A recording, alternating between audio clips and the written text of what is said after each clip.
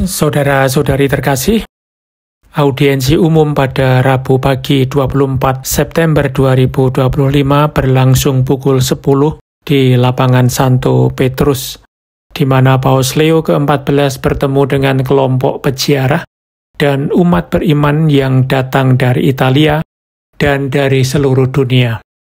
Dalam kesempatan tersebut, Paus melanjutkan rangkaian katekese sepanjang tahun jubileum dengan tema Yesus Kristus Harapan Kita, memusatkan permenungan pada tema Paskah Yesus.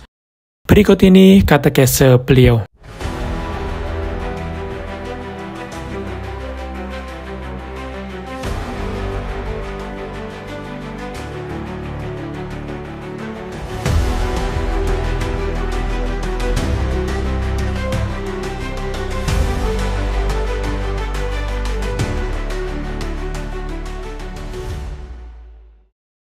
Saudara-saudari terkasih, selamat pagi. Hari ini kita merenungkan misteri Sabtu Suci. Inilah hari misteri Paskah, di mana segalanya tampak diam dan sunyi, sementara pada kenyataannya sedang terlaksana sebuah karya keselamatan yang tak terlihat.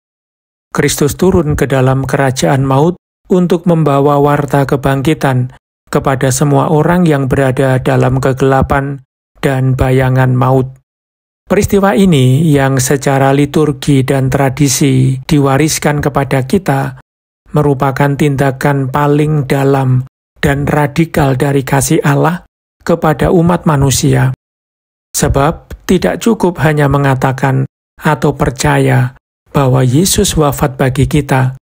Perlu disadari bahwa kesetiaan kasih-Nya ingin mencari kita di tempat di mana kita sendiri telah tersesat, di tempat yang hanya dapat dijangkau oleh kekuatan terang yang mampu menembus wilayah kegelapan.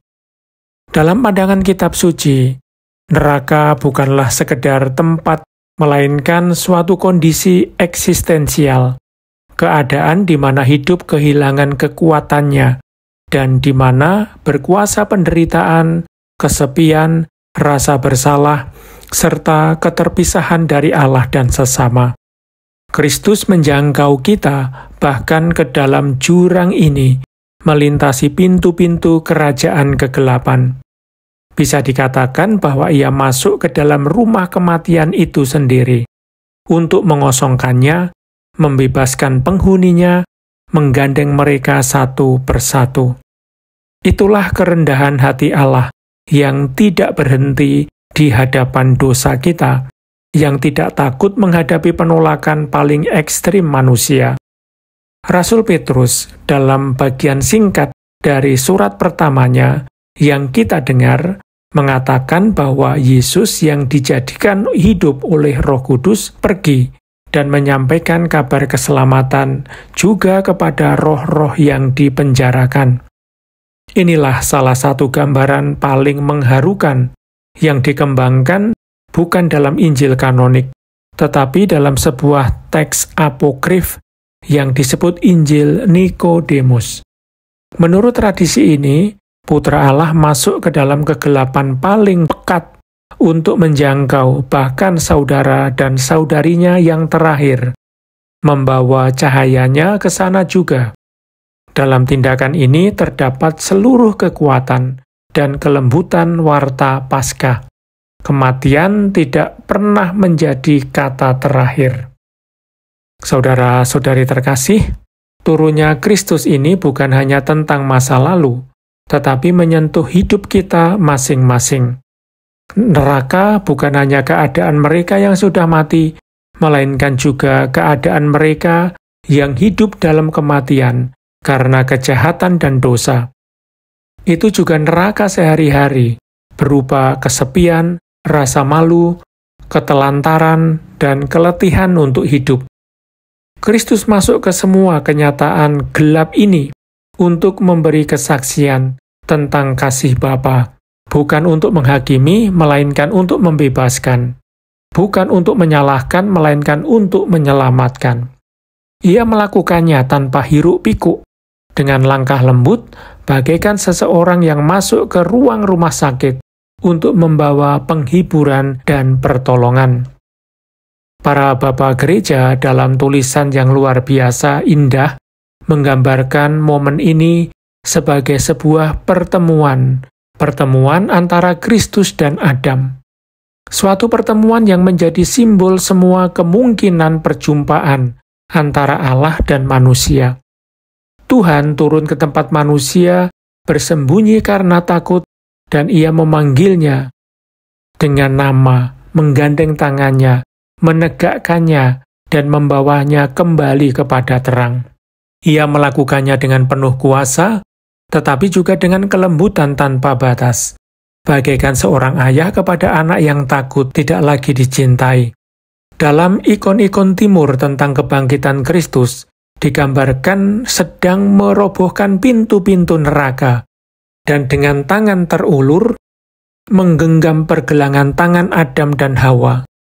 Ia tidak hanya menyelamatkan dirinya sendiri, tidak kembali hidup sendirian, tetapi menyeret serta seluruh umat manusia. Inilah kemuliaan sejati Sang Kristus yang bangkit, kekuatan kasih, solidaritas Allah yang tidak ingin menyelamatkan dirinya tanpa kita, melainkan hanya bersama kita. Allah yang tidak bangkit kecuali dengan memeluk kemalangan kita dan menegakkan kita menuju kehidupan baru. Maka Sabtu Suci adalah hari di mana surga mengunjungi bumi paling dalam. Itu adalah waktu ketika setiap sudut sejarah manusia disentuh oleh cahaya Paskah. Dan jika Kristus bisa turun sampai ke sana, maka tidak ada sesuatu pun yang dikecualikan dari penebusannya. Bahkan malam-malam kita, bahkan kesalahan-kesalahan kita yang paling lama, bahkan ikatan-ikatan kita yang terputus, tidak ada masa lalu yang begitu hancur, tidak ada sejarah yang begitu rusak, sehingga tidak bisa disentuh oleh belas kasih. Saudara-saudari terkasih, bagi Allah turun bukanlah kekalahan, melainkan pemenuhan kasih-Nya, bukan kegagalan, melainkan jalan untuk menunjukkan bahwa tidak ada tempat yang terlalu jauh, tidak ada hati yang terlalu tertutup, tidak ada kubur yang terlalu terkunci bagi kasih-Nya. Hal ini menghibur kita, menopang kita. Dan kadang bila kita merasa menyentuh dasar terdalam, ingatlah, itulah tempat di mana Allah mampu memulai sebuah ciptaan baru. Ciptaan yang terdiri dari orang-orang yang ditegakkan kembali, hati yang diampuni, air mata yang dihapus. Sabtu Suci adalah pelukan sunyi, di mana Kristus mempersembahkan seluruh ciptaan kepada Bapa untuk mengembalikannya dalam rencana keselamatannya.